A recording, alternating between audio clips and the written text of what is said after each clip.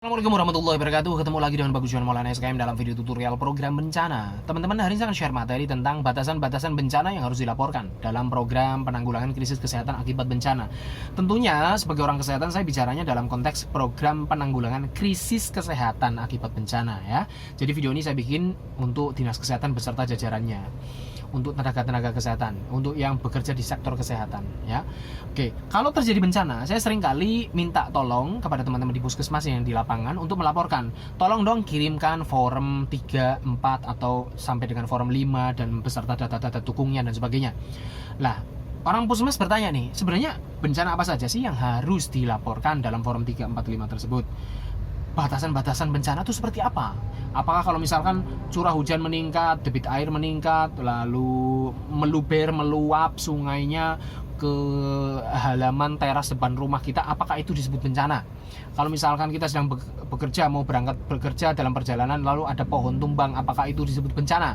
Ada kecelakaan di jalan, apakah itu disebut bencana? Kalau misalkan ada banjir bandang lewat tapi tidak masuk ke dalam perumahan, airnya hanya menggenang di persawahan atau di lingkungan rumah kita, apakah itu disebut bencana? Nah, sebenarnya untuk menjawab pertanyaan itu, kita tinggal lihat saja definisi operasional bencana itu apa di Permenkes nomor 75 tahun 2019. Definisi operasional bencana itu apa? Yaitu kejadian atau rangkaian kejadian, peristiwa atau rangkaian peristiwa yang mengancam dan mengganggu kehidupan dan penghidupan masyarakat. Oke? Dilihat ya, diperhatikan diksinya, pemilihan kata-katanya ini loh. Yang diakibatkan oleh faktor alam, non-alam, atau faktor manusia yang bisa mengakibatkan adanya korban jiwa, lalu kehilangan harta benda, lalu kerusakan lingkungan, dan dampak psikologis. Nah, itulah definisi operasional bencana. Jadi Anda tinggal dikontekstualisasikan aja fakta yang Anda hadapi, fenomenanya apa, apakah ini masuk dalam kategori bencana atau tidak sesuai dengan definisi operasional tersebut. Nah, misalkan air sungai meluap, luber, lalu mengenang di teras rumah kita, di halaman rumah kita, apakah itu bencana? Nah, tinggal dikontekstualisasikan, apakah itu mengganggu atau mengancam kehidupan Anda dan penghidupan Anda. Kehidupan itu artinya apakah Anda merasa kehidupan Anda terancam ya, atau terganggu dari genangan air yang misalkan hanya sebatas mata kaki saja. Oh, saya merasa tidak terancam lah, wong hanya sekedar sebatas mata kaki, saya jinjit aja udah nggak kena kok. Atau saya jalan pakai motor saja saya nggak kena air itu. Ataupun kalau misalkan terkena air itu, saya tinggal basuh dengan air bersih, dengan air mengalir, saya tidak merasa terancam jiwa saya. Saya juga tidak merasa terancam sakit, ya kan? Kehidupan itu kan berarti bisa nyawanya, bisa kesehatannya, seperti itu. Penghidupan saya juga tidak terancam. Saya tetap bisa berangkat kerja, saya bisa mencari nafkah, melakukan aktivitas sehari-hari, mengantar anak ke sekolah dan sebagainya. Tidak terancam. Ya sudah, kalau tidak merasa terancam dan terganggu, ya itu bukan termasuk bencana. Tapi bagi sebagian orang, saya merasa terancam kehidupan saya. Karena apa? Karena saya orang difabel misalkan. Saya orang difabel, setiap hari harus lewat depan rumah saya tidak punya alat bantu, tidak punya kursi roda, saya harus jalan melalui situ, sedangkan saya punya luka di kaki, saya punya luka kronis di kaki, sehingga kalau misalkan saya lewat di situ mau nggak mau kena air banjir seperti itu, airnya kotor dan banyak kuman, sehingga wah, ini mengancam keselamatan saya, mengancam kesehatan saya, luka saya bisa tambah serius. Oke, berarti Anda terancam. Tapi sebagai Anda individu, bukan Anda sebagai masyarakat. Anda perlu membedakan ini orang person sebagai masyarakat atau sebagai individu. Oke. Ya, karena definisi operasional di situ adalah kehidupan dan penghidupan masyarakat, bukan individu. Oke, bedanya apa antara individu dengan masyarakat? Kalau sebagai individu berarti faktornya hanya di dia saja. Tapi kalau misalkan semua masyarakat juga bisa berisiko terkena, kalau di posisi dia, ya berarti dia sebagai masyarakat. Maksudnya begini, orang tadi kan punya luka di kaki dan dia difabel misalkan, dia harus jalan melalui teras yang tergenang air misalkan. Oke, itu faktor difabel hanya ada pada dia kan, luka juga hanya ada pada dia kan, ya maka dia sebagai individu. Tapi beda konteksnya kalau misalkan ada longsor, ya di bawah longsoran itu hanya ada satu rumah. Oke, ada satu rumah, longsor itu sampai mengenai rumah tersebut, ambruk dan bahkan meninggal deh. Apakah itu disebut bencana? Loh kan yang mati cuma satu orang, dia saja. Nah, tetapi dia mati bukan hanya sebagai individu, dia mati sebagai masyarakat. Dia mati sebagai bagian dari masyarakat, dia mati sebagai publik. Ya, artinya faktor kematian itu tidak hanya pada dia saja. Siapapun orang kalau bertempat tinggal, kalau berdomisili di rumah tersebut, maka pasti resiko mati, resiko terancam kehidupannya, ya, terganggu kehidupannya, nyawanya gara-gara longsoran tersebut. Berarti dia mati sebagai bagian dari masyarakat. Faktornya bukan hanya di dia gitu loh. Kalau tadi, oh itu difabel ya karena dianya difabel, ya kan? Kalau orang lain bertempat tinggal di situ dan dia tidak difabel, maka dia tidak berisiko kehilangan nyawanya atau tidak beresiko lukanya tambah parah karena tidak punya luka. Jadi faktor resikonya atau faktor pemicu yang mengakibatkan dia terancam kehidupan dan penghidupan, artinya dia resiko menjadi sakit, dia resiko menjadi kehilangan nyawa, itu faktornya ada di mana? Kalau hanya di individu tersebut, ya berarti itu bukan bagian dari masyarakat. Konteksnya seperti itu individu personal gitu loh. Tapi kalau misalkan siapapun masyarakat yang tinggal di rumah tersebut kalau melewati genangan air tersebut beresiko sakit, nah maka itu berarti konteks tersebut tidak hanya pada orang ini nih faktor resikonya, tetapi semua masyarakat yang tempat tinggalnya di situ maka terancam. Maka ini berarti konteksnya dia sebagai bagian dari masyarakat. Siapapun bisa kena gitu loh. Ya, siapapun bisa kena kalau tinggal di situ. Sama kayak tadi nih, rumah yang tertimbun longsor.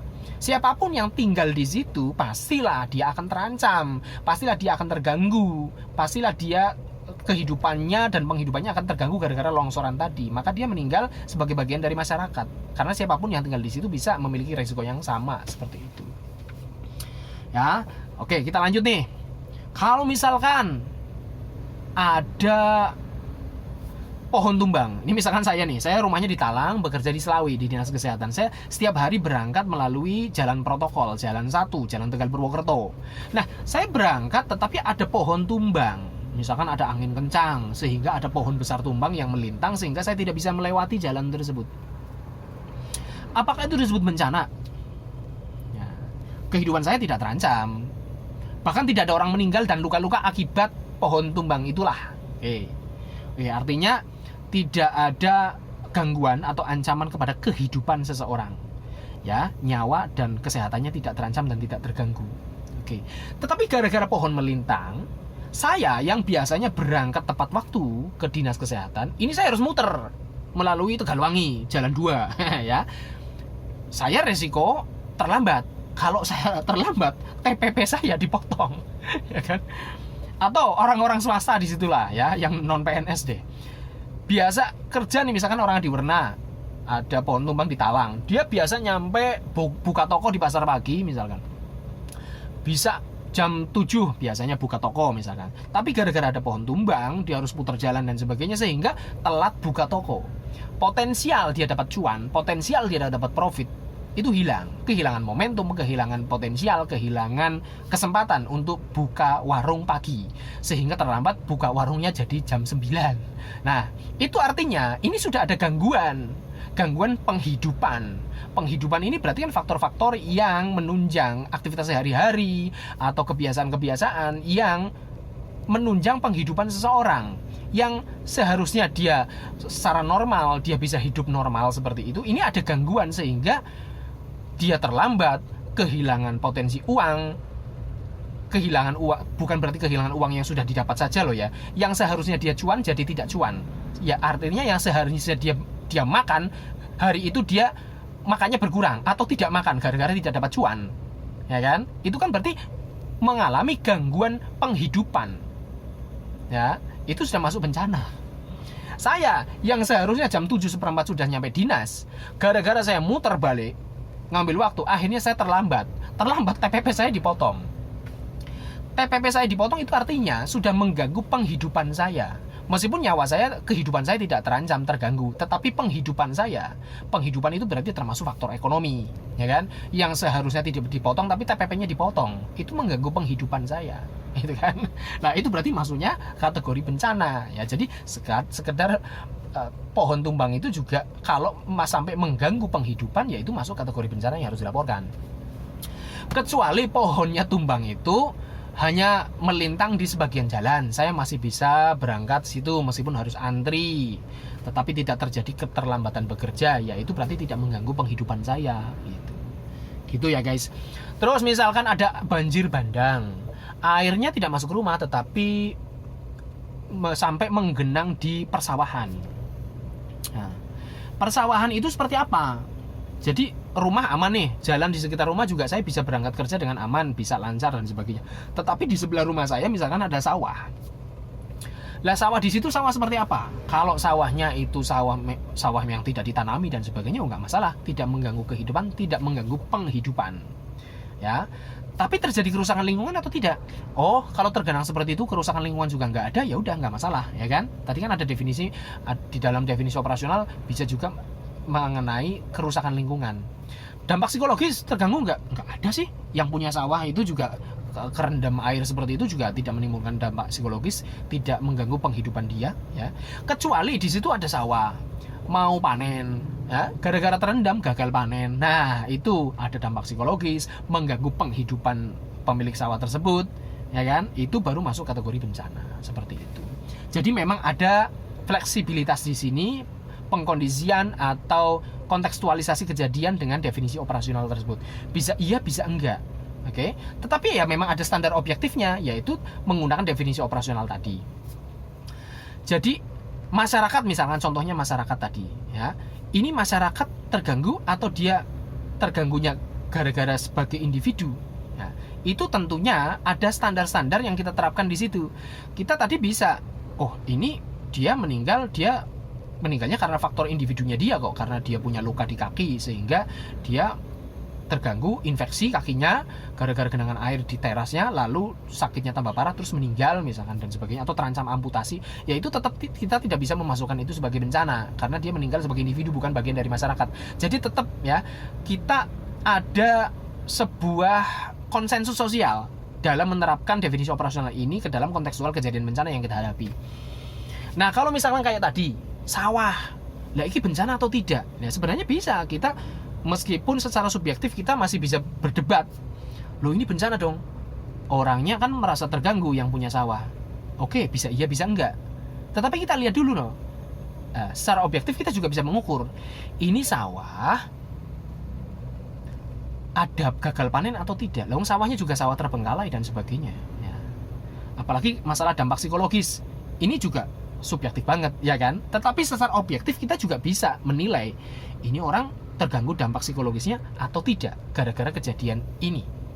Oke, jadi satu sisi ada subjektivitas, ada orang yang merasa terganggu psikologisnya gara-gara sebuah peristiwa bencana, ada yang tidak, ya kan? Tetapi secara objektif kita bisa menilai ini benar-benar dampak psikologisnya terganggu atau tidak. Kan juga ada perangkat atau instrumen untuk menilai psikologi orang ini terganggu atau tidak. Gitu ya guys. Jadi nggak bingung lagi, mana sih batasan-batasan bencana yang bisa dilaporkan, mana yang tidak perlu dilaporkan.